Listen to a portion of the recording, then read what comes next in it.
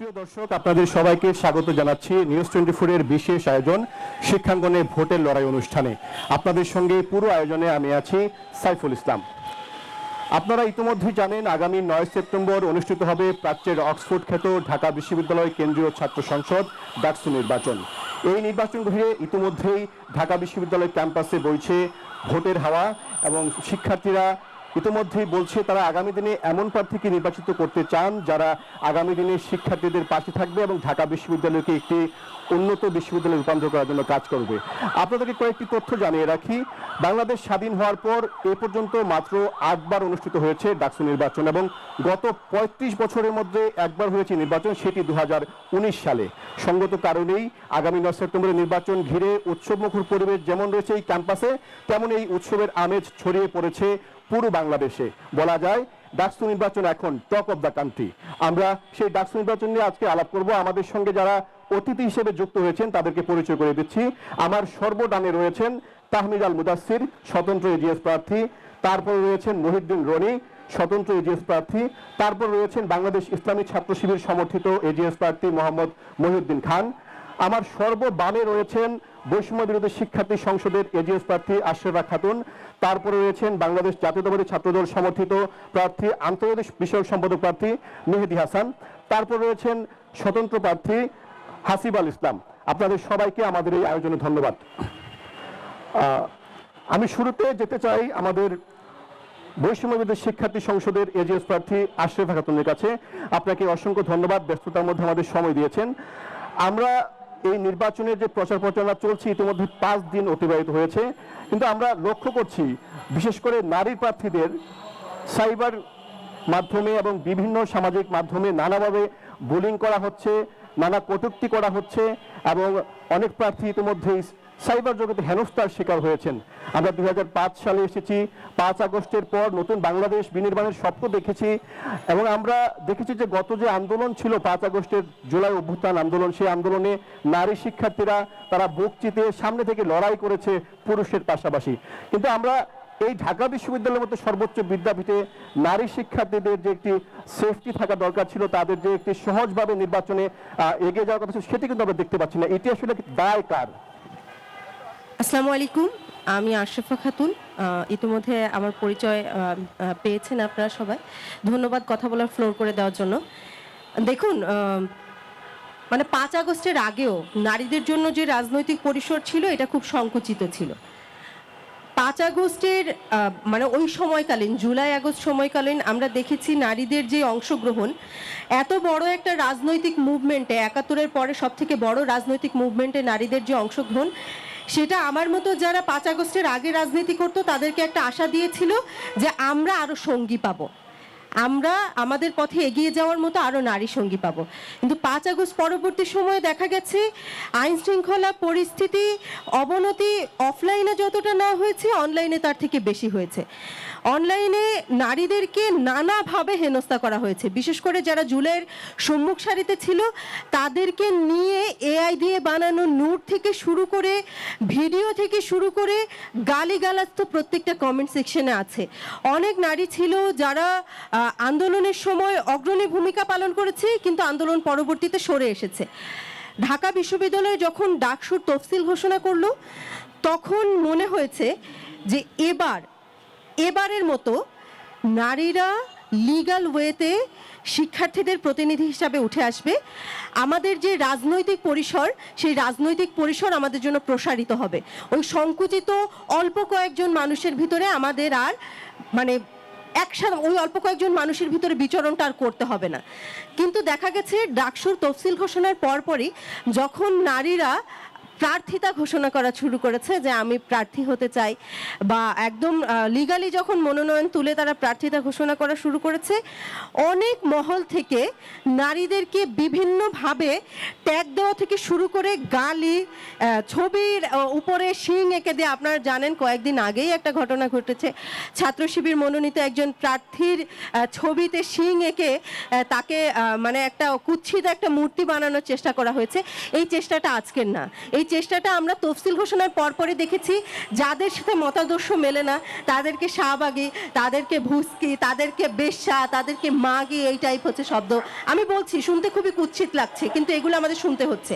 মানে এগুলো যে আজকে থেকে শুনছি এরকম না। দেখা গেছে আমার চলাফেরা যে সমন্বয়করা ছিলেন, কেন্দ্রীয় সমন্বয়ক, তাদের সাথে আমার চলাফেরা বহুত আগে থেকে, আমার রাজনৈতিক জার্নি অনেক আগে থেকে। তো ওই চলাফেরার কারণে আমার শুনতে হয়েছে সমন্বয়কদের রাতের খাবার। যখন ইসলামিস্টদের পক্ষে কথা বলেছি শুনতে হয়েছে শিবিরের রাতের খাবার। যখন আমার মনে হয়েছে যে লিবারাল যে মানুষগুলো আছেন তাদের পরিসরটা সংকুচিত হয়েছে, তাদের জন্য কথা বললে শুনতে হয়েছে বামদের রাতের খাবার, ভুস্কি, শাহবাগী, এই টাইপ শব্দ। ডাকসু নির্বাচনে প্রার্থীতা ঘোষণা করার পরেও বিভিন্ন যে নিউজ থাকে, নিউজের কমেন্ট বক্সে যেই ধরনের মন্তব্য আমাদের নিয়ে করা হয় সেগুলো একটা প্রার্থীর মোরাল ডাউন করে দেওয়ার জন্য যথেষ্ট। এরপরে নারী প্রার্থীদের তো মানে আরও মানে এই যে সাইবার বুলিং, এটা বাদেও তাদের যে হচ্ছে পরিসর সংকুচিত হওয়া, এটার জন্য আরও অনেক প্রভাবক আছে। আমরা সব জায়গায় প্রচারণা করতে যেতে পারি না, আমরা রাতের বেলা রুমে রুমে গিয়ে প্রচারণা করতে পারি না। পুরুষ প্রার্থীদের দেখেছি রাত 2টার সময় তারা হচ্ছে প্রচারণা করছে, সেগুলো ভিডিও তারা অনলাইনে প্রচার করছে। তারা প্রত্যেকটা ছাত্রের হলে হলে যাচ্ছে। আমাদের মাত্র 5টা ছাত্রী হল, তার মধ্যে আবার রেস্ট্রিকশন দেওয়া আছে, এই টাইম থেকে এই টাইমের ভিতরে প্রচারণা করা যাবে, এর বাইরে প্রচারণা করা যাবে বাদে অন্য কোনো হলে প্রবেশ। কথা মতো আমি বুঝতে পারলাম যে আসলে আপনারা লেভেল প্লেইং ফিল্ড পাচ্ছেন না। তাহলে আপনারা এই অবস্থায় একজন নারী প্রার্থী হিসেবে আপনি জয়ের ব্যাপারে কতটুকু আশাবাদী? দেখুন, মানে আমি নিজেকে শুধু একজন নারী প্রার্থী হিসেবে, আপনি আমাকে জিজ্ঞাসা করছেন নারীদের যে চ্যালেঞ্জ, আমি ওটা বলেছি। কিন্তু আমি নিজেকে এই জায়গায় একজন নারী প্রার্থী শুধু নারীদের প্রতিনিধি হিসেবে দেখছি না। কারণ আমি আজকে থেকে ঢাকা বিশ্ববিদ্যালয়ে আমার যে সংগ্রাম, এটা আজকে থেকে না। যখন অনেক ছাত্ররা ছিল, হাজার হাজার ছাত্র, 40,000 33,000 ছাত্র ঢাকা বিশ্ববিদ্যালয়ে পড়েছে, ছাত্রলীগের চোখে চোখে চোখ রেখে কেউ কথা বলতে সাহস পায় না। অল্প কয়েকজন মানুষ, হাতে গোনা যে কজন কথা বলেছে, আমি তাদের মধ্যে একজন। আমি শুধু নারীদের জন্য কথা বলি নাই কখনো। গেস্ট রুমে, গণরুমে যখন নির্যাতন হয়েছে, প্ল্যাকার্ড হাতে করে একটা নারী দাঁড়ালে ওখানে যদি 2 জন দাঁড়িয়েছে, একজন আমি ছিলাম। তো এইগুলো আমি নিজেকে শুধু নারী প্রতিনিধি হিসেবে ভাবছি না। যারা ছাত্ররা এতদিন গেস্ট রুমে, গণরুমে নির্যাতিত হয়েছে, তাদের পক্ষে কারা কথা বলেছে, তাদের কিভাবে মূল্যায়ন করবে, এটা ছাত্ররা যেরকম দেখবে ছাত্রীরাও দেখবে। আমি আপনাকে বুঝতে পেরেছি, আপনার কাছে পরে আসবো। আমি একটু শুনতে চাই বাংলাদেশ ইসলামী ছাত্র শিবির সমর্থিত প্রার্থী মোহাম্মদ মহিউদ্দিন খান।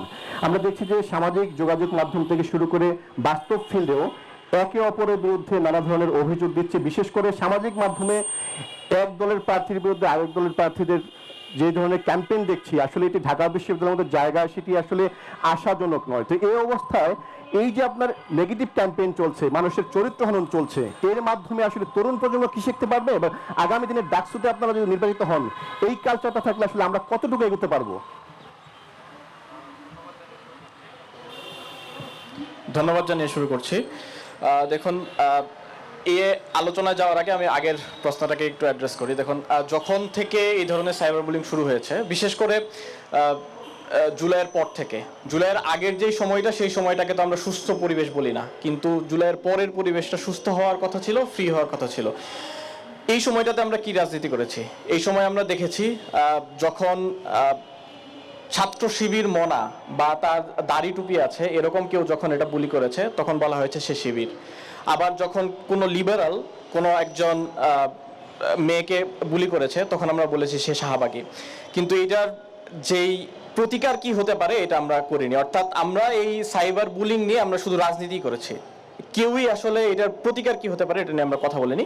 যতক্ষণ না পর্যন্ত আমরা এই দলীয়করণের বাইরে উঠতে না পারবো ট্যাগিং এর ক্ষেত্রে, ততদিন পর্যন্ত আসলে এটা বের হওয়া সম্ভব না এবং এটার প্রতিকারও পাওয়া সম্ভব না। আর এর বাইরে যে নেগেটিভ ক্যাম্পেইনের কথা আপনি বলছেন, এটা খুবই দুঃখজনক যে আমরা, এমনকি প্রার্থীরা নিজেরাও তারা চান যে কোনোভাবে ভাইরাল হওয়ার জন্য, সেটা নেগেটিভ হোক বা পজিটিভ হোক, এবং সেটার মাধ্যমে তারা জনগণের কাছে পরিচিত হবেন। ফলে নেগেটিভ যে মার্কেটিং এর কথা বলছি, সেই মার্কেটিং বা ক্যাম্পেইন, এই ক্যাম্পেইন যেমন একজনের ক্যারেক্টার অ্যাসোসিয়েশন করছে, এটা তার মোরাল যেমন ডাউন করে দিচ্ছে, ঠিক একই সাথে কাকে সুবিধা দিচ্ছে সেটাও আমাদের দেখা দরকার। আমরা যখন শুধুমাত্র ডাকসু নির্বাচনের কথা বলছি, ডাকসু তো আসলে দেশের যে সংস্কৃতি সেটার চাইতে বাইরে না। ফলে আমরা যখন শুধুমাত্র ডাকসুর কথা বলবো, আইসোলেট করে ফেলবো, তখন দেশের সার্বিক যেই সমস্যা সেই সমস্যার দিকে আমরা যদি দৃষ্টিপাত না করি তাহলে এটা সমস্যা না। ঢাকা বিশ্ববিদ্যালয়ে আসলে কারা পড়াশোনা করে? আমরা বলে থাকি, আমরা দাবি করে থাকি যে এখানে সবচেয়ে মেধাবীরা পড়াশোনা করে থাকে, কিন্তু দুঃখজনক বিষয় হচ্ছে যে আমরা কতটা নৈতিক এবং আমরা কতটা নৈতিকতার চর্চা করি সেটা ঢাকা বিশ্ববিদ্যালয়ের গ্রুপগুলোতে গেলে দেখা যায়। এবং বিশেষত আমি বলবো যে শুধুমাত্র এটা অনলাইনেই আর সীমাবদ্ধ নেই, অফলাইনেও কিভাবে গেছে সেটাও আমরা দেখেছি। আমি আপনাকে একটু জানতে চাই, অনেক প্রার্থী বিশেষ করে ছাত্র দল এবং অন্যান্য দলের অনেকেই অভিযোগ করেছে যে ছাত্র শিবিরের বট আইডি থেকে এই ধরনের নেগেটিভ ক্যাম্পেইনগুলো করা হচ্ছে। এটা এখন দেখি এই অভিযোগ তো সবাই সবার বিরুদ্ধে দিতে পারে, এবং আমরা অনেক কিছুই দেখেছি। আমরা দেখেছি অনলাইন ছেড়ে অফলাইনে কিভাবে গিয়েছে, সেটা নিয়ে কথা হয়েছে। চারুকলাতে একজন নারী শিক্ষার্থীর ক্যারিকেচার কিভাবে বিকৃত করা হয়েছে। আমরা এটাও দেখেছি যে শিবিরের হয়ে কমেন্ট করছে, কিন্তু সে তার প্রোফাইলে যখন যাওয়া হচ্ছে তখন দেখা যাচ্ছে যে ছাত্র দলের প্রচারণা। ফলে শুধুমাত্র ছাত্র শিবিরের সমর্থকরা এটা করছে, বিষয়টা এরকম নয়।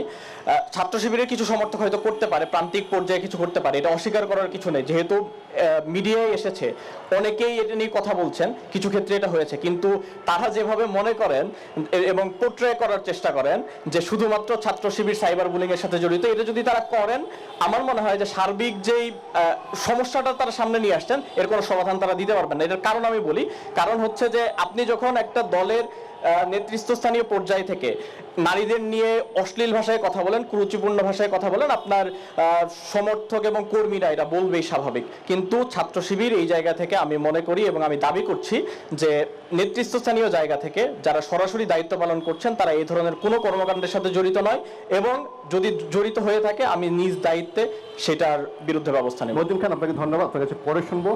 মহিউদ্দিন রনি, আপনার কাছে একটু শুনতে চাই। বেশ কয়েকটি প্যানেল আমরা দেখেছি, আপনি তো স্বতন্ত্র প্রার্থী। ঢাকা বিশ্ববিদ্যালয়ে অনেক সময় অভিযোগ করা হয় যে লেজুর ভিত্তির রাজনীতি। আপনি কি মনে করেন যে যারা দলীয় ব্যানারে প্রার্থী হয়েছে তারা যদি নির্বাচিত হয় তারা কি দলের স্বার্থ দেখবে না শিক্ষার্থীদের স্বার্থ দেখবে? আপনি কি মনে করেন? আচ্ছা, প্রথমত আমি আশরাফ আপু, তারপর হচ্ছে এখানে মহিউদ্দিন সাহেব, তিনিও কথা বলেছেন, তাদের সাথে যুক্ত করে কিছু কথা বলতে চাই। এই যে সাইবার বুলিংটা হচ্ছে, এটা যে বর্তমানে হচ্ছে 5 আগস্টের পরে হচ্ছে তেমনটা না। বিষয়টা আমি হচ্ছে নিজে ভিকটিম, আমি দীর্ঘ অভিজ্ঞতার জায়গা থেকে বলতে পারি যে এটা আগে থেকেও হয়েছে। ধরেন যখন আপনি আওয়ামী লীগকে সাপোর্ট দিবেন না কোনোভাবে, তখন আওয়ামী লীগ আপনাকে সবাই, তাদের টাকা কিন্তু এখন দেশের বাইরে অধিকাংশই, এবং তাদের হচ্ছে গিয়ে যারা নেতাকর্মীরা আছে তারা সম্মিলিতভাবে এখন হচ্ছে দেশের বাইরে, তাদের কোনো কাজ নাই, তারা ফোন চালায়। তারা এখন ফোনে কি করে দিই, অনেকগুলো বট আইডি দিয়ে তারা হচ্ছে এই গণ অভ্যুত্থানের যতগুলো শক্তি আছে সবগুলো শক্তিকে তারা ব্যাশিং করার জন্য, মোরালি ডাউন করার জন্য, যেটা আশরাফ আপু বলেছে, মোরালি ডাউন করার জন্য, এবং সাথে করে এই জুলাই অভ্যুত্থান একটা স্ক্যাম ছিল এইরকম একটা ন্যারেটিভ দাঁড়া করানোর তারা খুব চেষ্টা করে যাচ্ছে।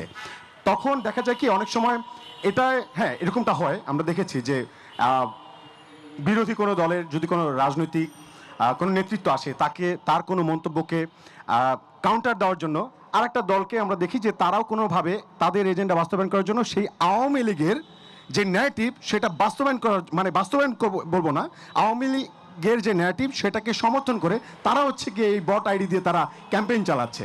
এই ক্ষেত্রে যে শুধুমাত্র তারাই যে ভিকটিম হচ্ছে, মানে তার প্রতিপক্ষ ভিকটিম হচ্ছে, ব্যাপারটা এমন না। তাদেরকে আসলে ভেবে দেখা উচিত যে আজকে আপনি যার এগেনস্টে কথা বলছেন এবং যেই সুর আপনি তুলছেন, যেই সুরে সুর মেলাচ্ছেন, আগামীকাল আপনি যদি আজকে এটা সচেতন না হন, আগামীকাল কিন্তু এই সুরটা আপনার দিকে আসবে, এই তীরটা আপনার দিকে ছুড়ে আসবে। সো এই যে এখন বর্তমানে যে ব্যাশিংয়ের কালচারটা আমরা দেখছি, এটা এখন ওই যে আওয়ামী লীগ একটা মানে মাঝখান থেকে এখন ওরা তো দেশে অ্যাক্টিভ নাই, এখন ওরা বিদেশকে আমাদেরকে পাঞ্চ করছে, হ্যাঁ আমার পুশ করছে, আমরা যাতে নিজেদের মধ্যে বিভেদ সৃষ্টি করি। এবং আমাদের দেখা যাচ্ছে যে অধিকাংশ মানে দলের সমর্থিত যারা আমাদের ছাত্র ভাইয়েরা আছে তারাও দেখি সেখানে পা দিয়ে দিচ্ছে, অভিজ্ঞতার জায়গা থেকে বলছি। তো এটাতে শুধুমাত্র যে তারাই সাফারার হচ্ছে ব্যাপারটা এমন না, তাদের চাইতে বেশি সাফারার হচ্ছে যারা সাধারণ শিক্ষার্থী আছে, তারা আসলে ভয় পাচ্ছে এই জন্য, আরে ও একটা দলের এত বড় নেতা, ও ওরে মানুষ ছাড়তেছে না, ওরে মানুষ এত গালি দিতেছে, ওরে মানুষ এত কিছু বলতেছে, আমরা আর কি? তার মানে আমরা যদি ভয়েস রেজ করি তাহলে হয়তো বা আমাদের এরকম ক্ষতি হতে পারে। সাধারণ শিক্ষার্থীদের মধ্যে এরকম ভয় তৈরি হচ্ছে।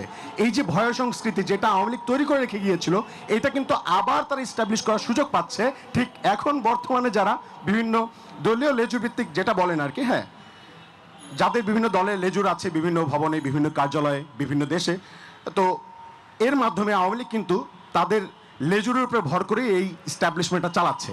তো আমরা সবাইকে বলবো যে ভাই, আমরা সাধারণ শিক্ষার্থী যারা আছি, আমরা তো এত 7-5 ভেবে আমরা তো কেউ গণঅভ্যুত্থানে নামি নাই।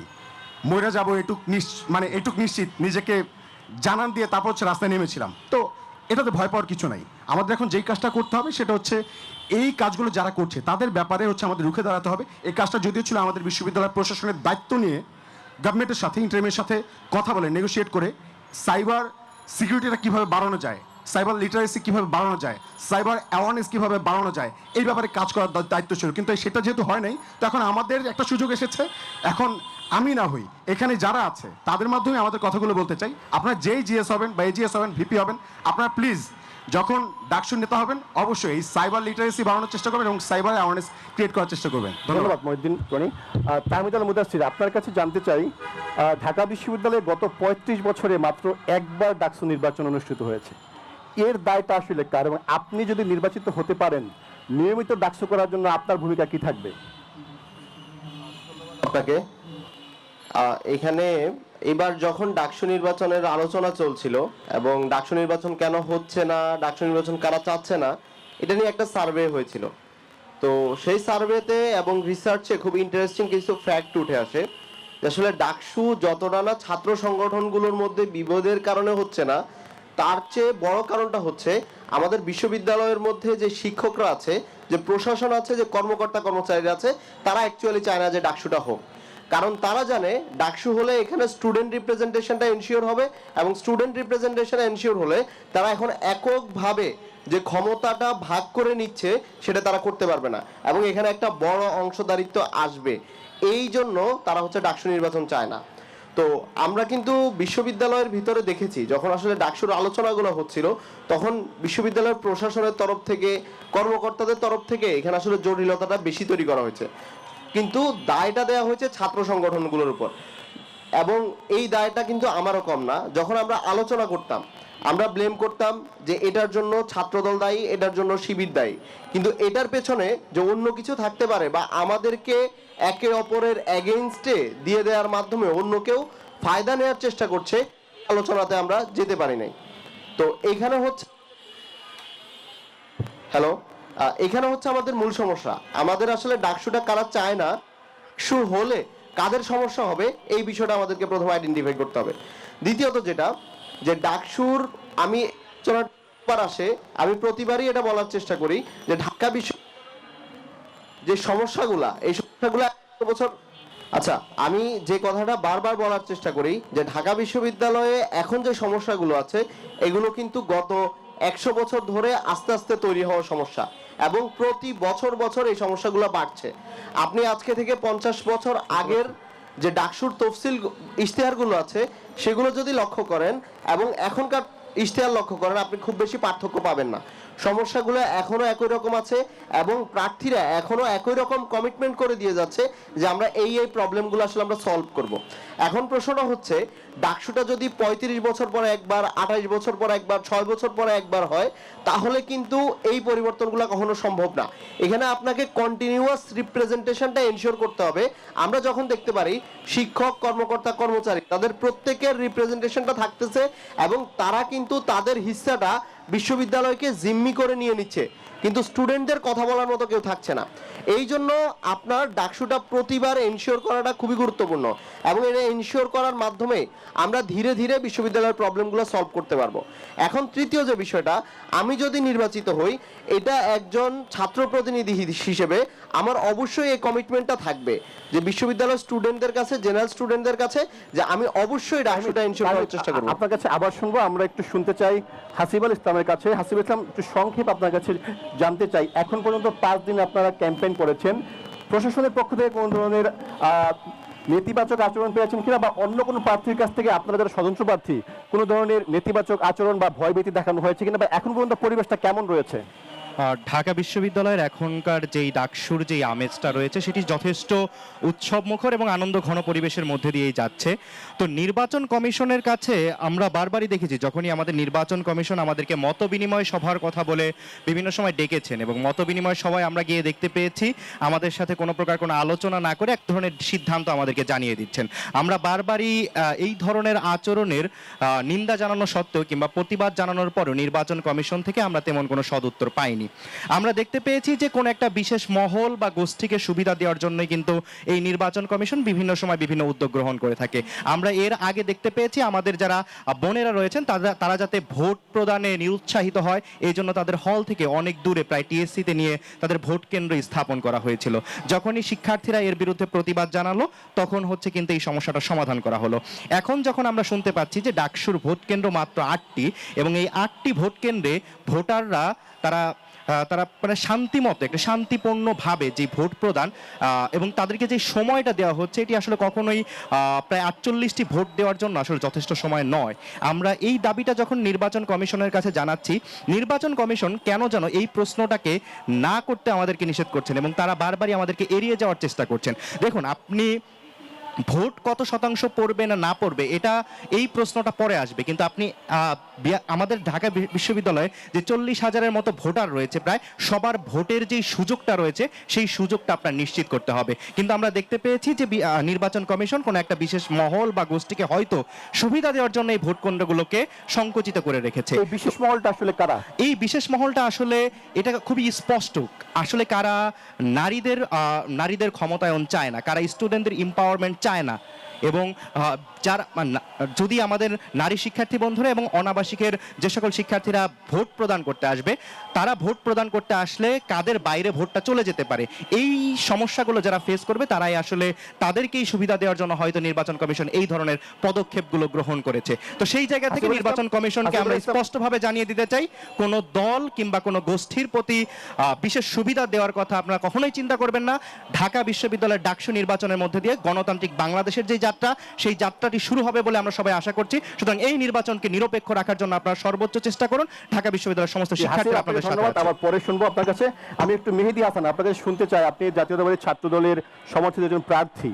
আর ইতিমধ্যেই বিভিন্ন জায়গায় আলাপ হচ্ছে যে আসলে আগামী যে নির্বাচনটি হবে যদি ছাত্রদল বিজয়ী হতে পারে তাহলে যদি বিএনপি ক্ষমতায় আসে তারা বিএনপির পারপাস সার্ভ করবে। এটা আসলে কতটা যুক্তিযুক্ত কি মনে হয় আপনার কাছে? জি ধন্যবাদ। দেখুন, আমাদের যে প্যানেল বাংলাদেশ জাতীয়তাবাদী ছাত্রদল, এই ছাত্রদলের যে আমার সংগঠন সেই সংগঠনের সংগ্রাম কিন্তু একদিনের নয়। সেই সংগঠনের সংগ্রাম শুধু জুলাই আগস্ট গণ অভ্যুত্থানের মধ্যে নয়, দীর্ঘ 17 বছর আমরা ভোটের জন্য সংগ্রাম করেছি, শিক্ষার্থীদের অধিকারের জন্য সংগ্রাম করেছি, আমরা লড়াই করেছি গণতন্ত্রের জন্য। গণতান্ত্রিক মূল্যবোধ আমাদের শিরায় শিরায়। দেখুন, আমি 2018 সালে যখন এই ক্যাম্পাসের মধ্যে ভর্তি হয়েছি আমার মনের মধ্যে অনেক স্বপ্ন ছিল, পড়াশোনা করব, সুস্থ সাংস্কৃতিক চর্চা করব, অনেক বন্ধু বান্ধবের সাথে একটি স্বাভাবিক জীবন আমি অতিবাহিত করব, একটা সুন্দর ক্যাম্পাস পাবো। কিন্তু আমি ক্যাম্পাসে আসার পরে আমি কি দেখলাম? ক্যাম্পাসে আসার পরে প্রথম বর্ষের একজন স্টুডেন্ট ছাত্রলীগের দ্বারা নির্মমভাবে প্রহার হলো। দ্বিতীয় বর্ষে একটি কলঙ্কিত ডাকসু নির্বাচন পেলাম এবং পরবর্তীতে 2023 সালে ছাত্রলীগের যে হামলা হলো সেই হামলার মধ্যে আমার হাত ভেঙে গেল, মাথায় 10টি সেলাই, হাতের মধ্যে এখনো পাত দেওয়া, এটা এখনো বের করতে পারিনি। তো দেখুন, এই যে বারবার হামলার শিকার, এই হামলার শিকার হওয়ার পরেও কিন্তু আমরা লড়ে গেছি কিসের জন্য? শিক্ষার্থীদের অধিকারের জন্য, নারীদের সেফটির জন্য, আমার নারী বোনদের সেফটির জন্য, একটি নিরাপদ ক্যাম্পাসের জন্য। কিন্তু আমরা কিন্তু পাইনি, কিন্তু লড়াই চালিয়ে গেছি। সর্বশেষ যে জুলাই আগস্ট গণ অভ্যুত্থান, সে জুলাই আগস্ট গণ অভ্যুত্থানে ছাত্রদলের একক সংগঠন হিসেবে 142 জন শহীদ হয়েছে। তো সেক্ষেত্রে এবং এই যে জুলাই আগস্ট গণ অভ্যুত্থান পরবর্তী 1 বছর ক্যাম্পাসের মধ্যে গেছে, কেউ বলতে পারবে না ছাত্রদলের নামে একটি আঙ্গুল তুলতে পারবে যে ছাত্রদলের কোনো নেতাকর্মীর দ্বারা কোনো অন্যায় হয়েছে। কিন্তু আমরা দেখেছি যে অতীতে যারা ছাত্রলীগের হয়ে, আমি আবারও রিপিট করছি, অতীতে যারা ছাত্রলীগের হয়ে মাঠে সরব ছিল, নৌকার পক্ষে স্লোগান দিয়েছে একাধিকবার। এবং আমি এখন যদি বলি যে আমার উপর হামলার মধ্যে হয়তোবা একটা হামলার মধ্যে 40 জন থাকে, সেখানে হয়তোবা 2-3 জনকে আমি চিনতে পারি, বাকিদের হয়তোবা চিনি না। ওই যে গোষ্ঠী, ওই গোষ্ঠীর কেউ ছিল কিনা সেটা কিন্তু আমরা নিশ্চিত নই। কিন্তু আমরা জুলাই আগস্ট গণ অভ্যুত্থান পরবর্তী দেখেছি তারা আবির্ভাব হয়েছে, তারা আগে যারা অতীতে যারা ছাত্রলীগ ছিল তারা এখন ক্যাম্পাসে রাজনীতি করেছে, এবং কিছুদিন আগে আমরা দেখেছি যে একটি প্যানেলের একজন লোক যাকে পরবর্তীতে তারা বলেন যে তিনি নিজে থেকে সরে গেছেন, কিন্তু আসলে অব্যাহতি দেওয়া হয়েছে প্যানেল থেকে। তিনি মুক্তিযুদ্ধকে মেহেদী, আমি আপনার কাছে আবার পরে শুনবো, আমার এখনই বিজ্ঞাপন নিতে হচ্ছে। জি, বিরতি নিতে- প্রিয় দর্শক, আমরা নিচ্ছি ছোট্ট একটা বিরতি, আমাদের সঙ্গে থাকুন, ফিরছি একটু পরেই।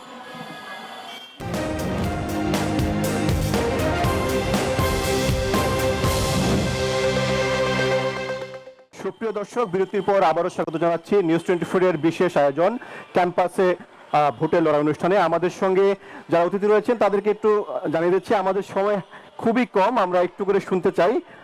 প্রথমে আশরাফা, আপনার কাছে শুনতে চাই, এখন পর্যন্ত আপনি যে প্যানেলে প্রার্থী হয়েছেন তার অবস্থা কি এবং আপনি জয়ের বিষয়ে কতটুকু আশাবাদী? ধন্যবাদ আবারও কথা বলার সুযোগ করে দেওয়ার জন্য।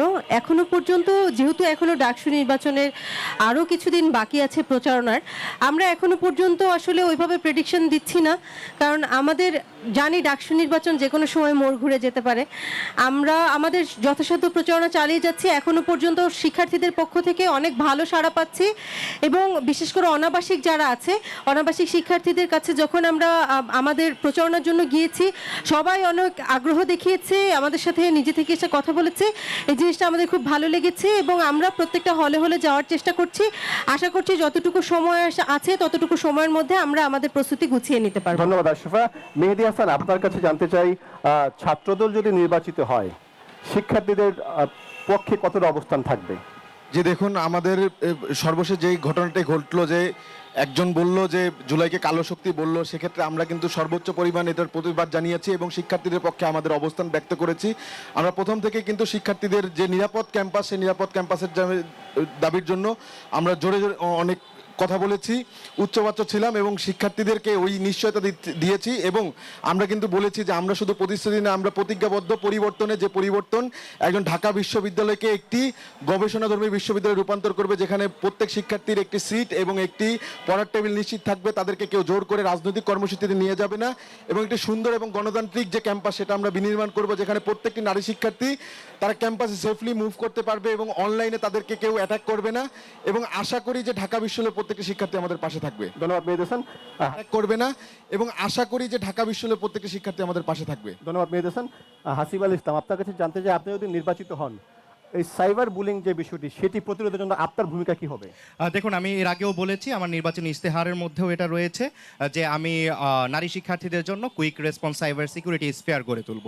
তো সেই জায়গা থেকে যাতে করে আমাদের বিশ্ববিদ্যালয়ের নারী শিক্ষার্থীরা অনেক সময় দেখা যায় যে সাইবার বুলিংয়ের শিকার হয়ে থাকেন, তারা যখন আমাদেরকে বিষয়টি জানাবেন যাতে করে আমরা মানে কুইকলি রেসপন্স যাতে করে করতে পারি, এবং এটা সম্পূর্ণরূপে বিশ্ববিদ্যালয় প্রশাসনের নিয়ন্ত্রণে থাকবে এবং বিশ্ববিদ্যালয় প্রশাসনের ফান্ডে কিন্তু পরিচালিত হবে। ধন্যবাদ হাসিব আল ইসলাম। এই সময় একটু কম, আমি একটু মহিউদ্দিন খান, আপনার কাছে জানতে চাই, শিবির যদি বিজয়ী হয় এই ক্যাম্পাসটা সবার জন্য ক্যাম্পাস করার জন্য কি ভূমিকা থাকবে? দেখুন, আমরা যখন থেকে কাজ করার সুযোগ পেয়েছি, গত 1 বছর আমরা কাজ করেছি, সবাইকে সাথে নিয়েই কাজ করেছি, এবং আমাদের যেই প্যানেল, এই প্যানেলেও যথেষ্ট শিবিরের ক্রিটিক করার মতো মানুষও আছে। ফলে আমরা এই নিশ্চয়তা দিতে চাই যে আমরা নির্বাচিত হই বা না হই, এই ক্যাম্পাসকে সবার জন্য করে তোলার জন্য যা করা দরকার আমরা করব। জি, মহিউদ্দিন খান, বুঝতে পেরেছি। মহিউদ্দিন রনি, আপনি ক্যাম্পাসের জন্য বিশেষ কি করতে চান? ক্যাম্পাসের শিক্ষার্থীরা যা চায় সেটাই চাই, এবং এখানে যারা আছে ভেরি সিম্পল এইটুক নিরাপদ ক্যাম্পাস তৈরি করতে চাই, যাতে কোনো শিক্ষার্থীকে তুই একটা শিবির ট্যাগ দিয়ে তাকে যেন মারা জায়েজ করে না দেওয়া হয়, এইটুকু মানে পরিবেশ নিশ্চিত। আপনার কাছে 30 সেকেন্ডে শুনতে চাই, আপনার মূল পরিকল্পনাটা কি? আচ্ছা, আমার মূল পরিকল্পনা হচ্ছে ঢাকা বিশ্ববিদ্যালয়কে একটি গবেষণাধর্মী বিশ্ববিদ্যালয় এবং গবেষণা ভিত্তিক বিশ্ববিদ্যালয়ে পরিণত করা। এটা আসলে 1 বছরে সম্ভব না, কিন্তু আমি একটা ইনিশিয়েটিভ নিচ্ছি, যে ইনিশিয়েটিভের মাধ্যমে আমরা ধীরে ধীরে এই রাস্তায় এগোতে পারবো, এটা বাস্তবায়ন করতে পারবো। প্রিয় দর্শক, আজ এ পর্যন্তই। আগামীকাল একই সময়ে আমাদের অনুষ্ঠান দেখার জন্য আমন্ত্রণ রইল। ধন্যবাদ সবাইকে।